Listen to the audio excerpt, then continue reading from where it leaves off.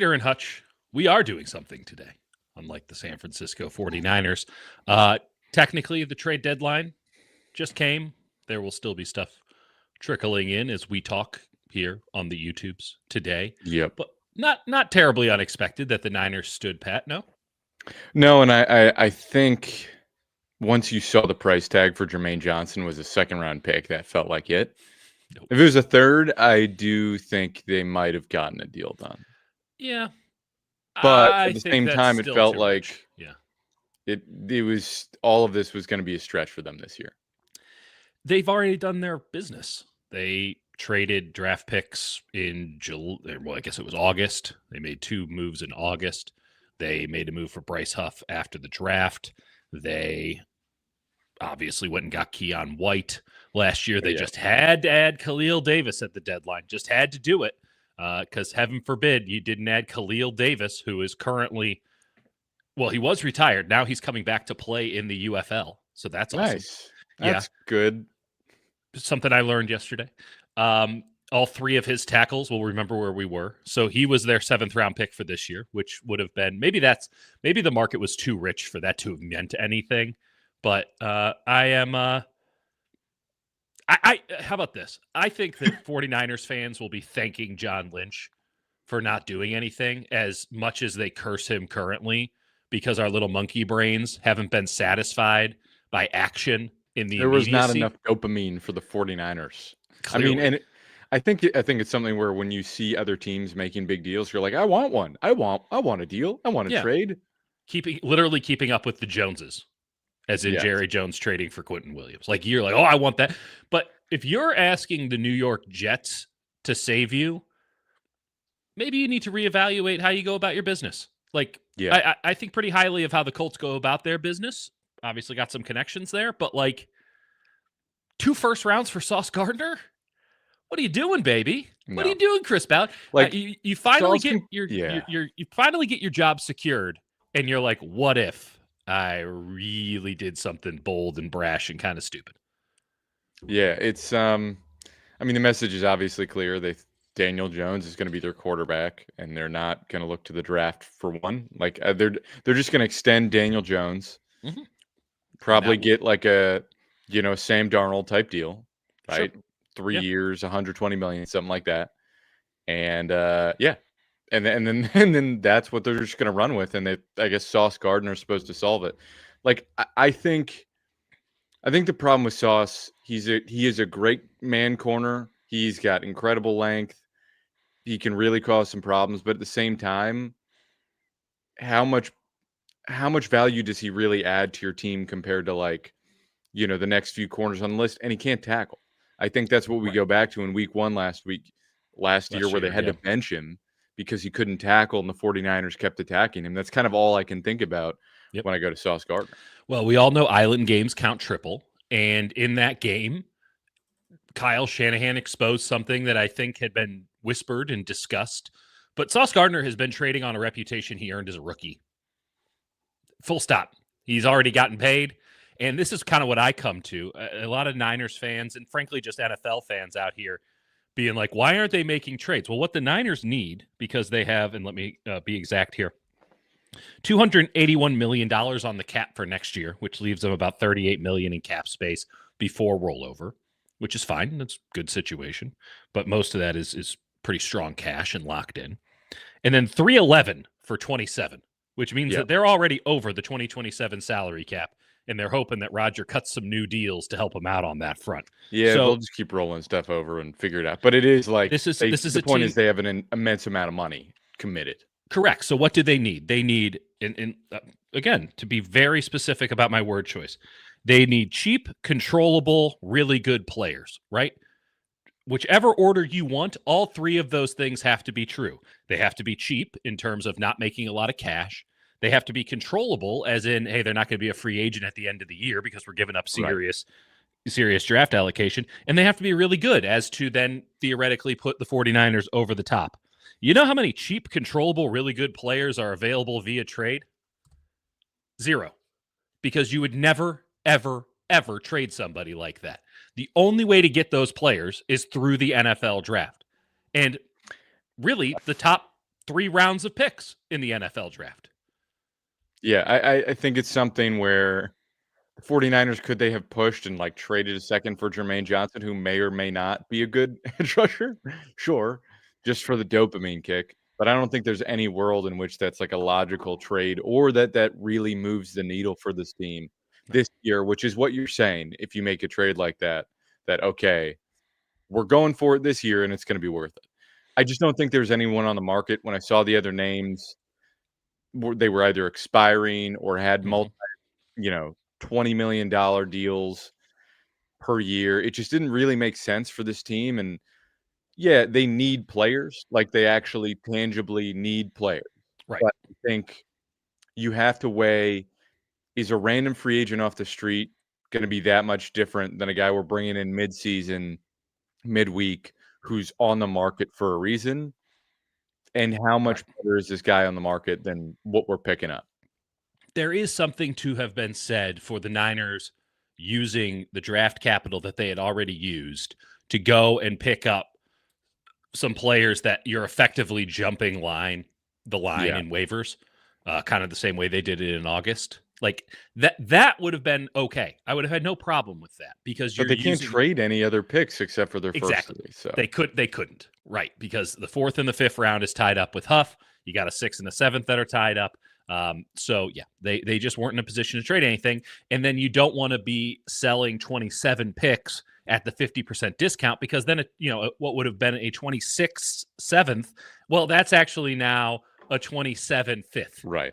And okay, that doesn't seem like very good business. Basically, you're buying a pick with a credit card at an exorbitant Yeah. interest rate. To me, it's like what name out there that was traded today would have made a difference? Like, Quinnen Williams is probably the only player, and in what world is that making enough of a difference to warrant the cost? There's no world. There's no world. No, So, no. I First round think pick is something this team could not give up under any circumstances. I think the only thing you could have looked at if you're the 49ers is, like, trying to move, like, a wide receiver, something like that, but Juwan Jennings is the most logical candidate, and he's way too injured. I just don't think any team is really desperate for him, and No it's one, something where, yeah. like, Juwan Jennings is like the poster child on. Oh, if you want to give him to us, we'll take him. right, he's also slow. Like, he's a good player, but teams, like, look for speed. Like, that's what they tried to add. Well, what I did think Seattle especially just add? that's exactly where I'm going with it. Raheed Shaheed is just like a perfect fit for them in terms of speed and slot prowess and just a fit for their offense. I think Juwan is a particular player where if you need, like, a blocker and he's not, like, been a good blocker this season, there's just no real good move, I think, for them to make at this point. I think they sniffed around. They tried to think about getting Jermaine Johnson for a third. It wasn't there, and so they went, all right, well, we don't have options in the 4th through 7th, so we'll stand pat because what other choice do we have? Yeah, I mean, again, they already kind of shot their wad on this one. The Keon White trade was the last deal that they were going to make, and it was telegraphed in the basis of they didn't have any money. You can't go shop if you don't have any money. And I suppose you could say that, yeah, you can get out the credit card or you can, go pawn some stuff, but it's just not good football team building policy. And for all the 49ers fans, and I'll just call you out specifically, for all the 49ers fans who say, oh, they suck at drafting, never use draft picks. Well, that's a great way to be a shitty team forever. Forever. Because this team's already capped out. Not literally, but spending wise, Jed York ain't spending any more money. Take it up with him. That's not our call. That's his call. They're not spending any more money. They're up against it. They get $300 million every year. That's what they spend every year. They've already allocated that money moving forward. They have to build a foundation for the star players that they already have under contract that is strong enough. And we knew coming into the season it wasn't going to be strong enough. They have to build up that foundation of good, young, controllable players that are cheap around them, and they still need a draft or two to do that. And it might never get there. But I'll tell you the one way they're not going to get over that hump. Spending more in free agency, which they don't really have either the will nor the cap means to do, Yeah. or trading for guys. I mean, go back to this offseason. It was like a fundamental rejection of what they've tried to do, which is where they brought in Javon Hargrave and Leonard Floyd and all these sort of mid high tier players who were older on the wrong side of 30 or near it, Mhm. who just didn't provide any, like Malik Collins and all those guys, it just didn't provide enough value for them. And they said, all right, we have cap constraints. We're going to get younger. We're going to get ideally healthier. That has not panned out. Nope. You can't really control that. Well, depending on who you hire on your training staff. We don't won't know get into enough that. about it to say one way or another. No, we do. We do not. But like that was the goal. That was a nice the goal. Freudian slip. Thank you. Thank you. Jake's been a doctor this whole time. They had to get younger, and they made a conscious effort to do that. Jed went explicitly cheap and saved himself some cash, which was fair given how last season went. And so the idea that they'd go in and get someone who didn't match up with the timeline, like a Bradley Chubb or something, guys who have like history of ACL injuries and are highly priced at the deadline for a team that's already ailing, it just never made sense. And I get frustration in that you're like, we're 6-3, we're right in it. Maybe, but you just don't have the horses, I think, on defense, even if you added a guy. And I think trying to chase it would be pretty irresponsible. So right now, the Niners, let me just go off the top of my head here. They got a first, a second, a third. They'll have either a fourth or a fifth based on what happens with the Huff deal and the number of sacks he has, and 3 comp picks. That's my understanding. I think they're probably going to lose the 7th for the Keon White deal. So 1, 2, 3, 4, 5, Although 6, they 7. can, I think it's like a high bar, so they might be able to finagle that. I thought it was active for 8 games. Yeah. So that's. I mean, they'll play him for 8 if he can physically do it. We'll find out if the 49ers is strong with this one. But yeah, I guess I want. Yeah.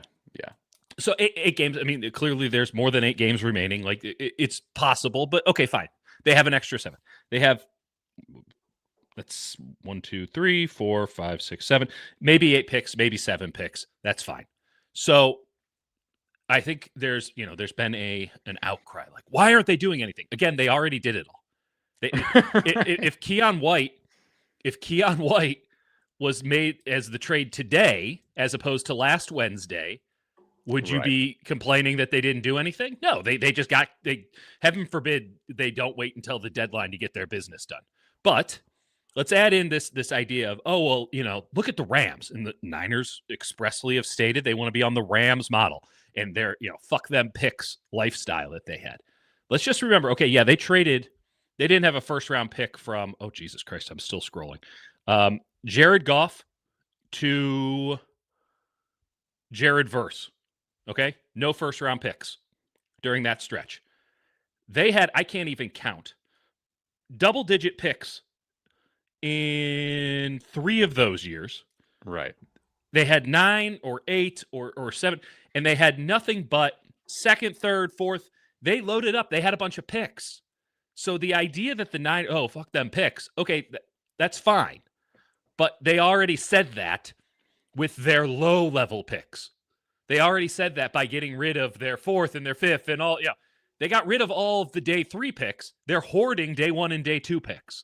You have to have some draft capital. There is a certain attrition to an NFL roster. So the Niners are, in fact, saying fuck them picks. They're just not willing to say fuck the early picks at the expense of going really in the late rounds and playing that game, which I think is ultimately the smart way to do it, because early picks are almost always better, even if they don't always work out. But you have a much higher hit rate when you have a much bigger pool of talent to select from. They're going to have a bunch to work with. People are obviously pointing out the 2027 is like the big draft where there's a lot of talent. The Jeremiah Smith draft, there's like going to be a lot of guys available, and that's what I think the Jets picked up. Yeah. Which is, I'm sure will work out great for them. We have to mention that the Cowboys, like, just awesome, just trading away Micah Parsons, and then basically all they did was move up like 15, 20 slots and replace him with Quinn Williams. Okay, this is going to be an aggressive take here. That it's a better move for them? I don't know if it's better, but it's not horrific. No, I don't think it's. I think they kind of reverse engineered a level of success here. Like, I think it's fine. I think if the trade offer was, again, real hypothetical here, but if in some way the trade offer was Micah Parsons for Quentin Williams and a first round pick, given the contractual situation at hand, like, I probably would have taken that deal. Right, and Quinnen's much cheaper. Yeah, So, listen, I'm not saying I think people are overreacting to how insane it is, mostly because it's Jerry, it's and funny. just the way he played it out and looking for like an edge rusher after after trading Micah, and I think just the whole negotiations of that. Yeah. But like the net of it is, I think fine. I think it's I think it's fine for them. I think it's funny given that they are not going to do anything this year, but I mean their offense is sick, so I mean they could make an argument that they're right in the thick of it. So, but I think anything the Cowboys do is also just genuinely hilarious, and I can't wait for the Jets to make use of none of these picks. I think they will hit on like two guys and whiff egregiously on a bunch, and they will almost certainly trade up for someone who doesn't work out, and they will not hit on a quarterback. I will say on the Jets side, I think that they did good work today. Why stop there? Like, okay, no one wants to give you a second rounder for Johnson. Take the third. Like Right. don't get greedy. Just because there's not a bunch of like just because the Colts aren't feeling themselves and pretending like it's payday, and just because you're dealing with Jerry Jones doesn't mean other teams are just going to fall in line and do dumb shit. But like they'll get close. They'll do, maybe a little bit desperate, some desperate stuff, and don't look a gift horse in the mouth there. So I think that That's they right. probably should have. Again, I keep going back to the Rams drafts and the F them picks model. Like their 2022 was unbelievable. Like they went Kobe Durant, Kyron Williams, Quentin Lake, Darian Kendrick, Daniel Hardy. Daniel Hardy, maybe not so much, but Russ Yeast is in there. Oh, AJ Rusty Curry, East, brother. little Russ Yeast action. They got Ernest Brown in the 5th round in 21, Ben Skoranek in the 7th and 21. Jake Funk was picked just before that, one of our favorites. R.I.P. Jake Funk. R.I.P. Jake Funk. Like it does come down to how well you draft. I do think that the Niners. And then everyone says, "Oh, they don't draft well. They don't draft well." I mean, I'll agree with that on principle. It's funny because like they both do and don't. Like they whiff really hard and they hit really hard, and they have struggled to fill the gaps with a lot of like decent pieces in between, which leaves you threadbare when the top heavy guys go down. I mean, they got guys like McKivitz and Jalen Moore were sort of in the middle. Yeah. I guess Diamador Lenore's in that tier. Like, I mean, 2020, you got you drafted Javon Kinlaw and Brandon Ayuk back to back. Total whiff, total hit. Well, one of them's getting paid and playing, but I maybe this is more of an indictment on the 2025 class than anything, because outside of Mikel and Upton Stout, who's a hit?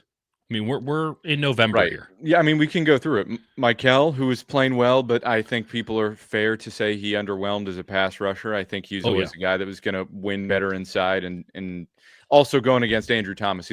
This is probably his weakest, I think, pass rushing performance of the season. Andrew Thomas is first team All Pro if we vote today. Right. Alfred Collins, who has had flashes but is nowhere consistent. I mean, almost every play he's losing like 3-4 yards, and then he's tearing away brilliantly. And there's a few plays a game.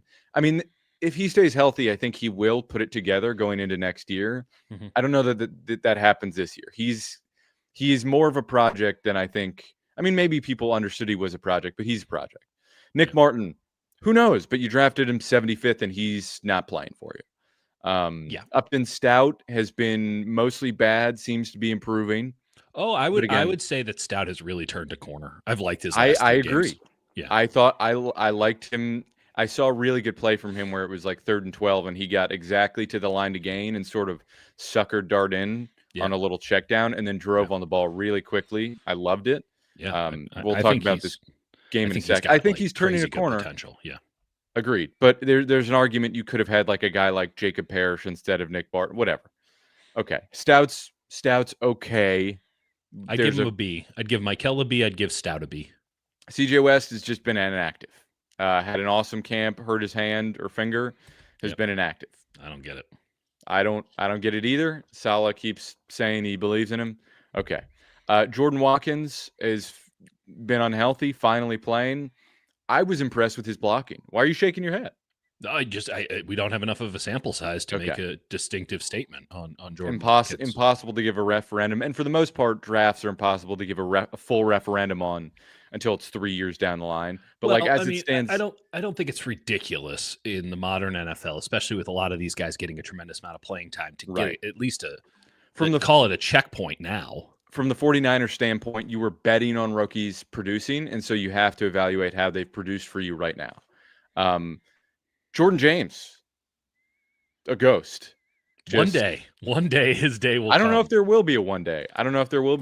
I was like sort of lukewarm on him, and I improved my opinion of him watching him again, but I was never that high on him.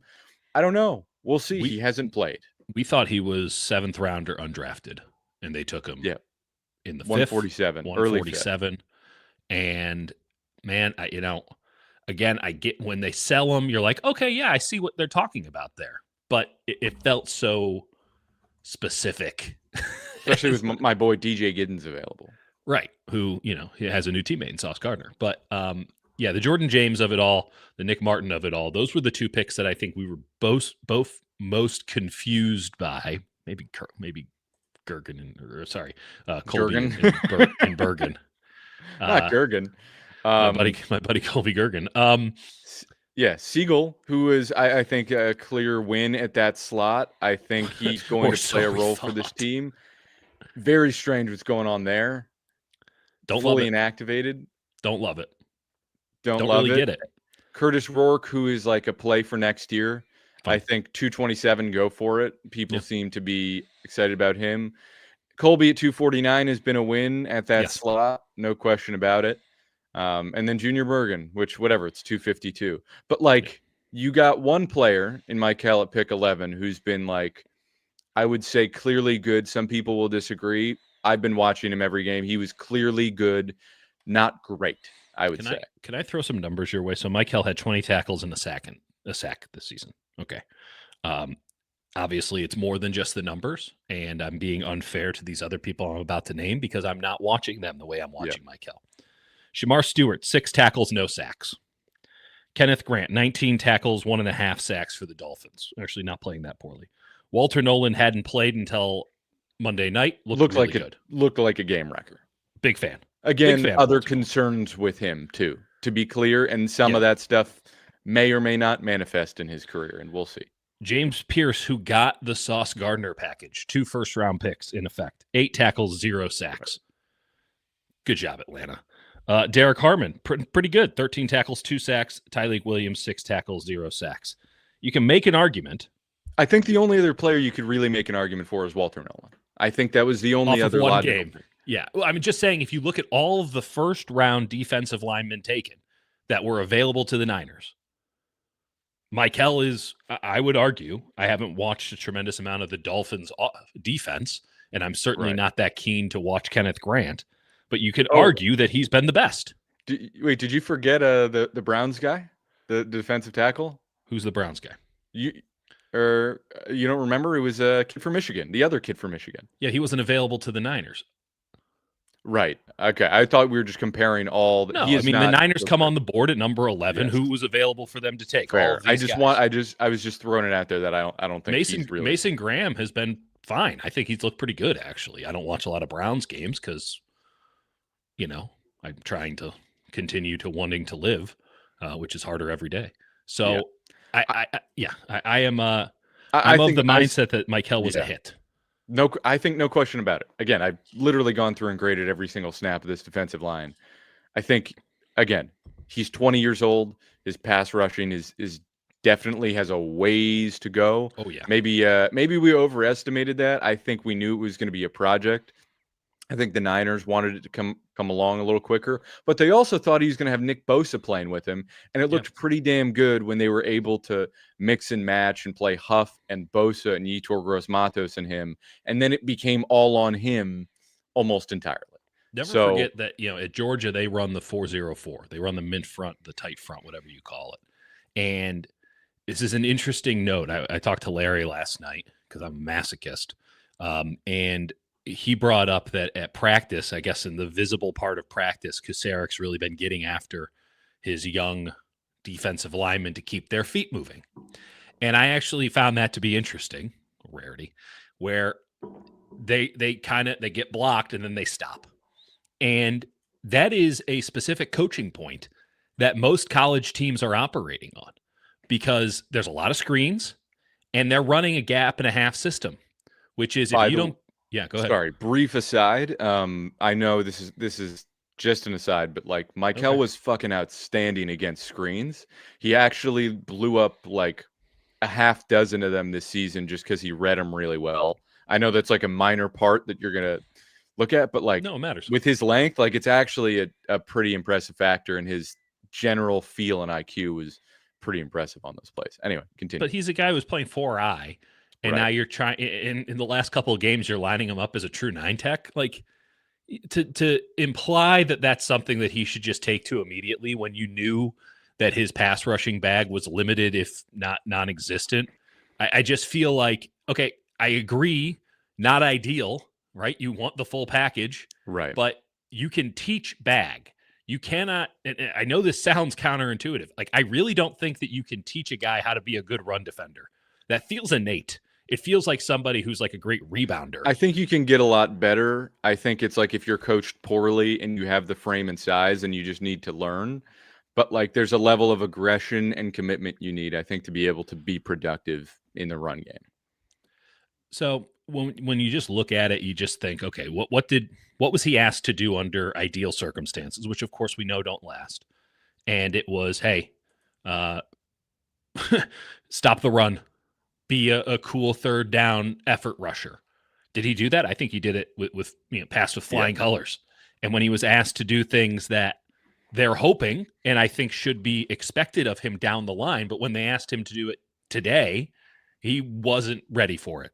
And I thought it was interesting that Kyle said that he thought that Mikel, more than anybody on the team, needed the bye week, that he was just tired. Yep. And when you fight through injury and you rehab all the way up to training camp, and then you rehab through training camp, and you get thrown in there for like 50 off every week too, 50 snaps a game, fighting double teams, playing multiple positions along the line, like both mentally and physically taxing in a crazy way. And he's battling injury, like battling injuries of the past, battling new injuries. I think he had an oblique thing.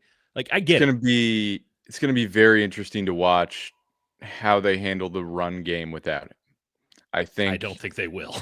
I don't think they will. I don't think they will either. I think it's going to be really difficult. Okay, let's do this super here, Joseph. This team needs to lose games for draft. I disagree. I mean, like, again, this ideal that, oh, well, now they're all about the draft. Like, two things can be true at one time. You can continue to try to win while not jeopardizing your future and being all in on this idea of making a move for the sake of making a move. They're a team that's headed for somewhere in the range of like, at worst 14 to like 22. That feels to me maybe like mid 20s. I mean, if everything goes well for them, but like they're not going to have a lot of wiggle room. Like, they've already won 6 games. They're not going to lose out. So I just think that's impractical and illogical. And they're playing the Titans, and they have some other easy games on their schedule where they're just going to win at least 9. Like, even if it goes terribly, I think they're winning at least 9 games down the stretch. So like, and I think from a fundamental, or sorry, did I say 9? Yeah, I think they're winning at least 9. Yeah. But I think from a fundamental standpoint, coaching standpoint, building a team, like, you have to compete. You can't get in this thing of complacency and like trying to shut it down.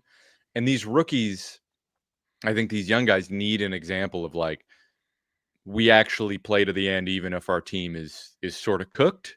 I know that might sound coach speaky and corny, but like, the idea of shutting it down mid-season when you're 6-3 is just not realistic.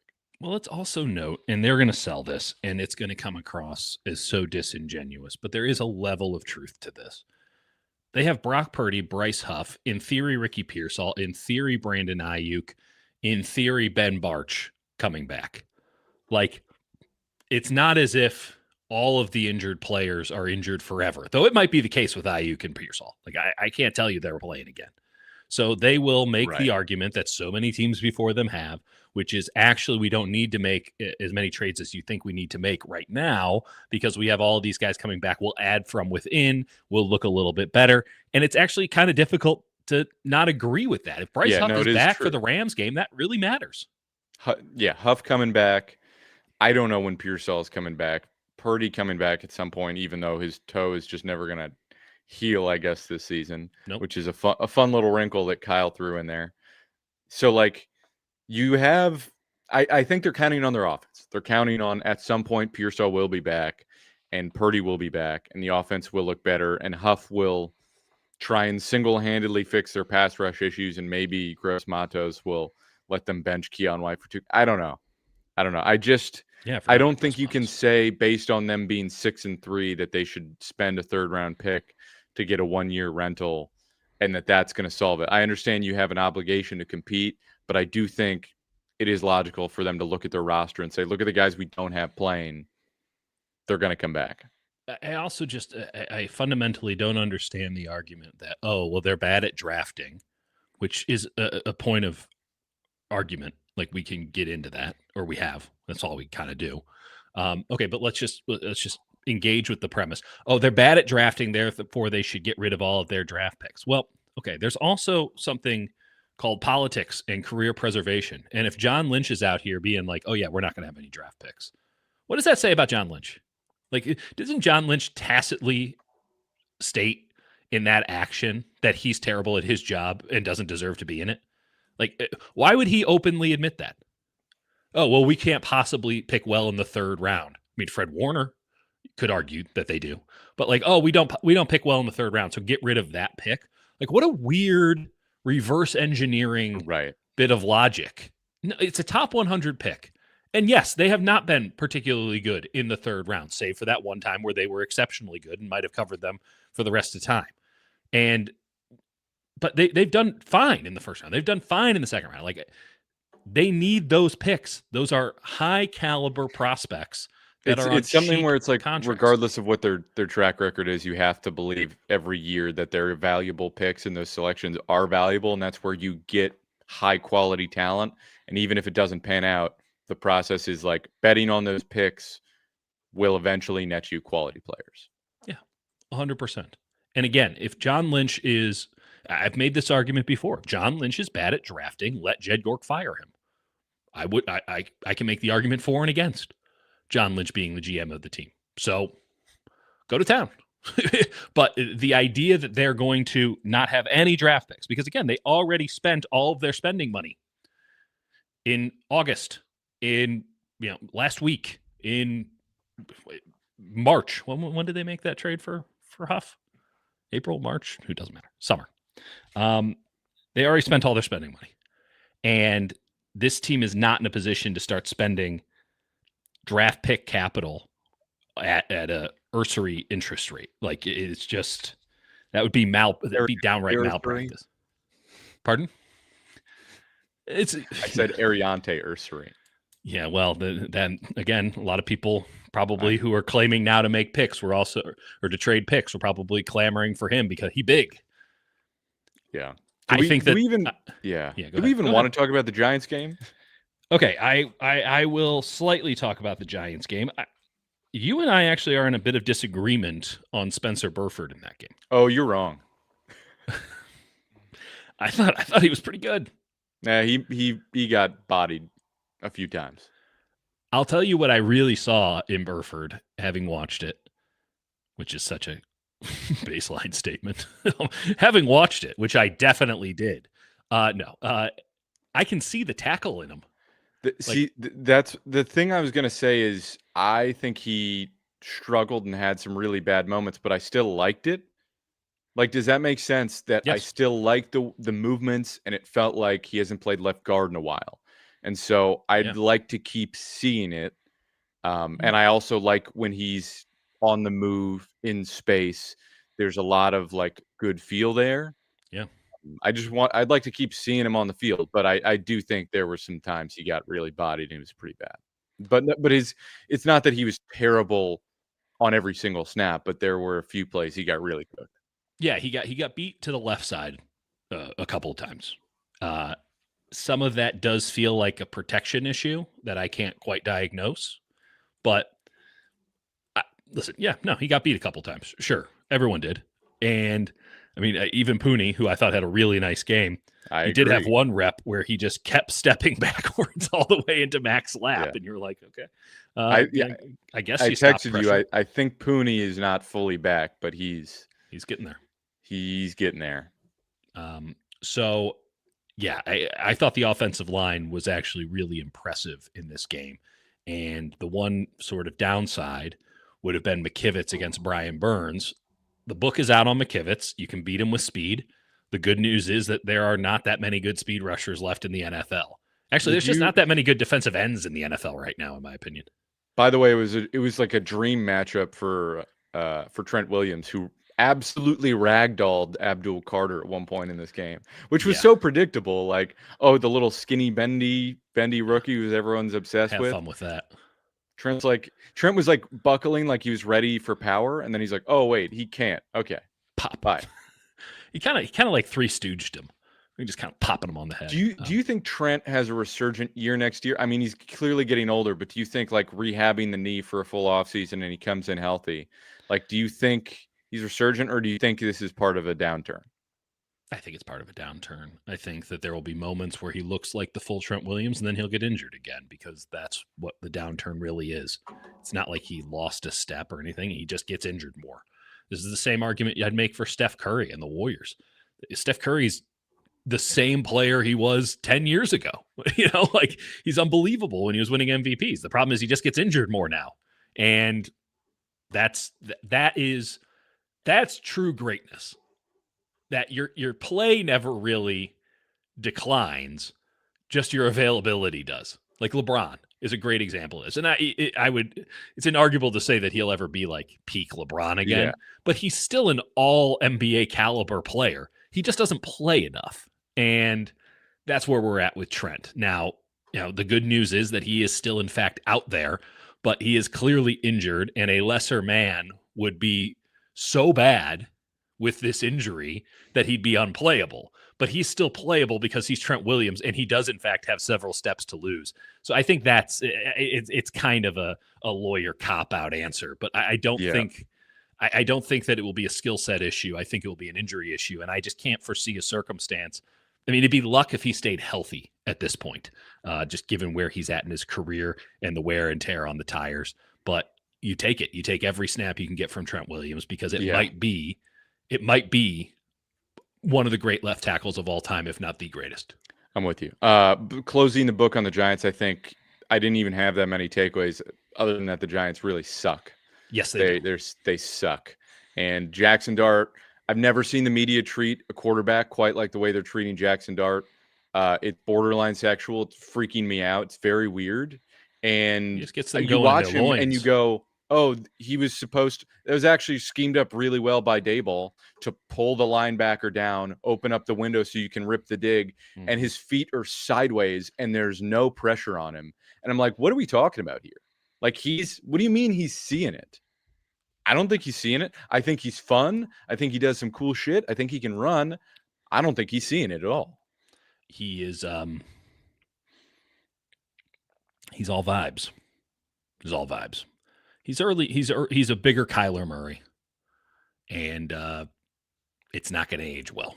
Hard to watch their offense in general. And their tight end, by the way, who they keep feeding, Theo Johnson, who's like very athletic and can do fun stuff with the ball in his hands. Not a fan of him at all. Not a fan of his game. He's a very big wide receiver who's not actually that athletic for a tight end. First 2 snaps of the game, Mikel pretty much put him on his ass. Yeah. I think Bellinger was out for that game. When you watch the tape, they really like Bellinger. We liked Bellinger back in the day. San Diego State. Daniel Bellinger, and I came around. Yeah. I mean, listen, he's fine. He's serviceable. He'll be in the league for 8-9 years. A Luke Musgrave type, right? Like, no Tucker Kraft, but more of a Luke Musgrave type. And by the way, get in your waiver claims now in fantasy football. But it is, that situation is a really tough one moving forward. I feel bad for the entire. Someone's going to take the gig of director of football ops, and someone's going to take the gig as head coach. I'm not sure it won't be a Cowboys-like situation where they have some like big time names that they want to go for both of those jobs, and those guys be like, "No, we're good." Like, Right. because I don't think John Mara is like a particularly terrible owner, but I do think that the situation they've been left with. Just a quick analogy. So, like, we bought our house in Alameda right before the pandemic, and there was some work that needed to be done, but nothing crazy. Totally livable, totally functional. We haven't gotten a lot of that work done, frankly, because it's just fine. But you could see like, hey, this is some dated stuff or whatever. Our next door neighbors, total wackos when we first moved in. Like borderline hoarders, kind of old guy. They jump out because of like freedom or some nonsense during the pandemic, and we have great new neighbors now. Big fans of our neighbors, both sides, and our houses are almost the exact same. And their situation is like, oh my god, like we have to do so much work. They paid more for the house, just bad circumstance, and they have to do so much more work to put into it. And that is kind of the situation that aspiring head coaches are going to be looking at. Every team is, if you're firing a coach, no one's going into a ready set situation. But do you want to go into the situation where you're going to have to tear everything down to the studs and build for years? Because that's what you're going to have to do with the Giants. Or do you want to go to a better one? I will say that's kind of my dream as a GM is in Madden. Going in. Dude, I mean, this is the perfect time to take over the Jets in a Madden franchise, let me tell you. I don't disagree with that. And I do think that the Jets are in a situation to where it's been so particularly bad for so long, they can't compound their mistakes, or they can't like double down on success and make bad decisions based on sort of that fleeting elixir of we were good that one time, which the Giants fall into every now and again because they were in a terrible division for a very long time, because Washington was a stepping stone, and the Eagles hadn't ascended fully yet, and the Cowboys are going to cowboy. So they would get away with it every now and again. And every now and again, they'd run into it. And that then meant Daniel Jones got a huge new contract. Whereas the Jets don't have anything like that. Right. And the time that they actually kind of did make mistakes, they just got off them in Sauce Gardner. And I wouldn't argue Trent Williams was a mistake, but if someone's going to give you a first, you take the first.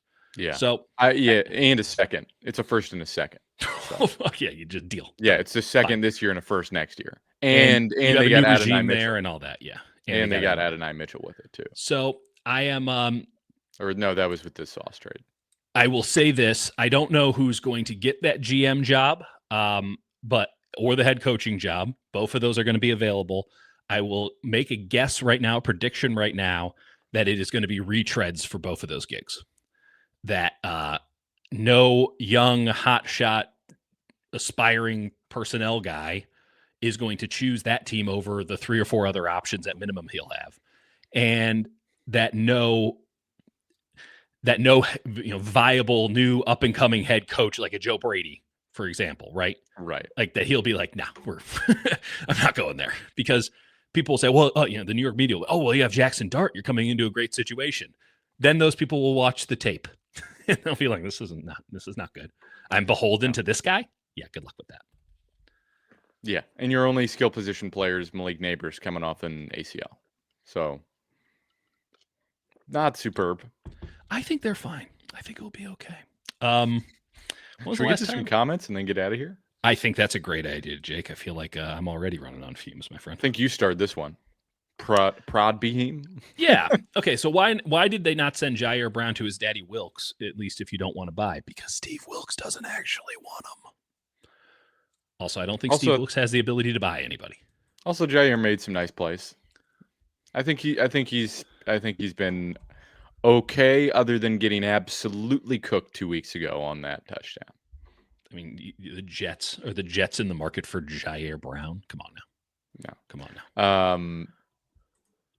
The only player I would have wanted was Quinn Williams.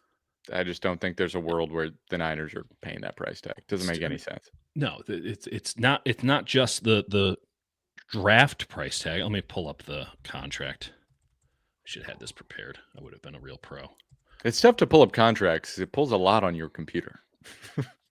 That's your computer problem. Well, Quentin Williams, 21 against the cap, next year, 25 against the cap the year after that.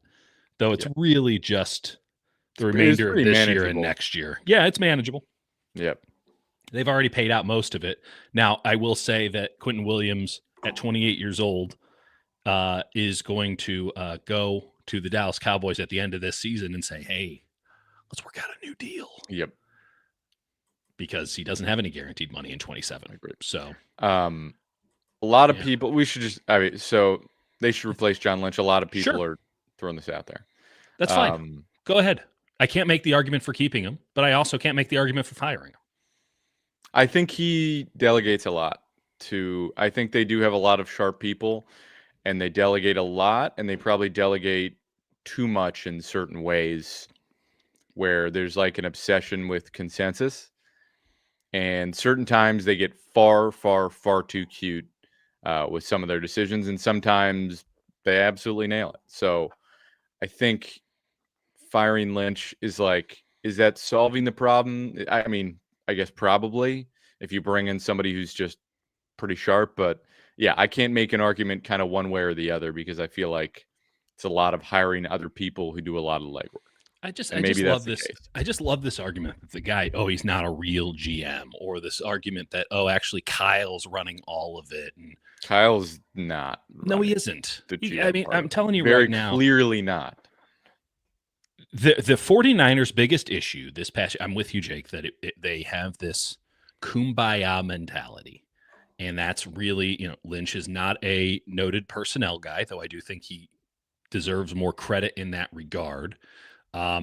He's not, didn't have some scouting background. Their scouting department is kind of a joke, something I've brought up here and in many other places. It's not well respected around the league, to say the least. A lot of that has been, guys getting poached away.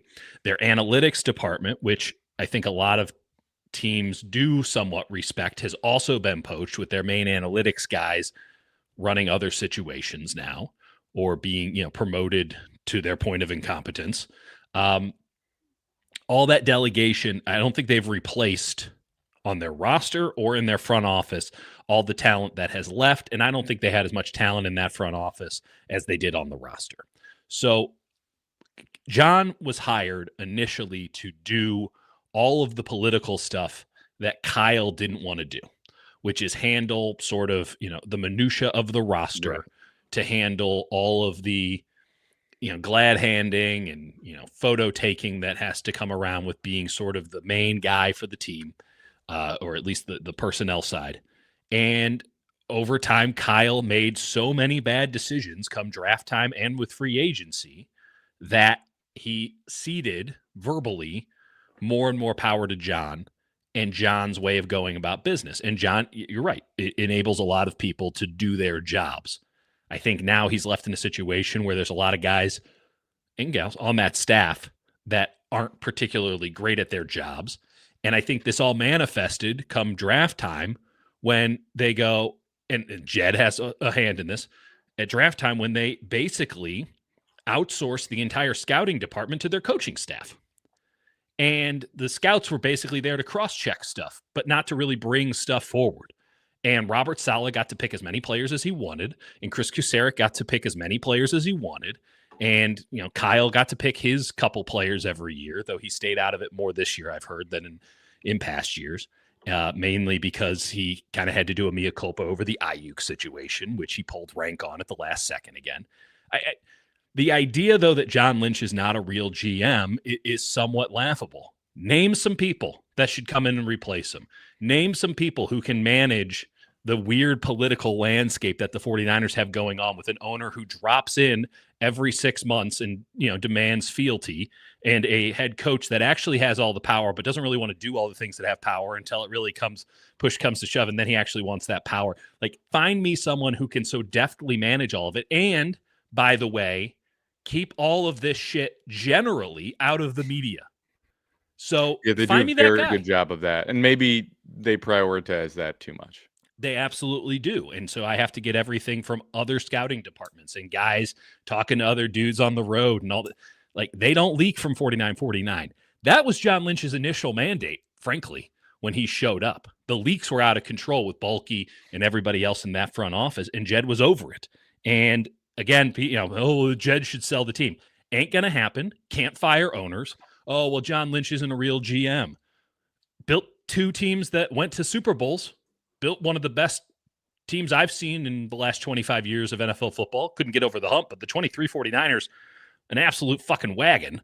I find it ridiculous. This what have you done for me lately of it all is really embarrassing, frankly, for all you. Again, if Keon White was the deal that they made today, would y'all be bitching this much? I don't think so.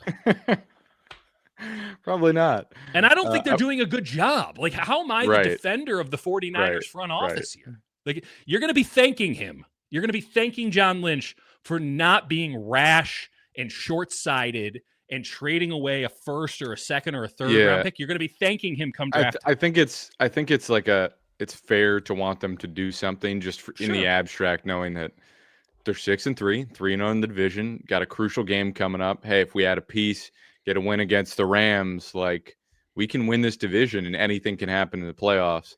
At the same time, knowing like there's not really a good person available for a 3rd round pick. You're not touching the first 2. And it's just not rational. Like, they're not one piece away from being a Super Bowl contender. And so as much as it's like, I know you want to scratch that itch, I just don't think it makes a lot of sense. There's just no rationality to it. There just really isn't. This isn't fucking Madden. I think there's a more important question you have to answer, which is, if Kyler doesn't start for the rest of the year, do you not do your Kyler impression? I've stopped doing my Kyler impression. God damn it. That actually scared me. Yeah. I think we should end there.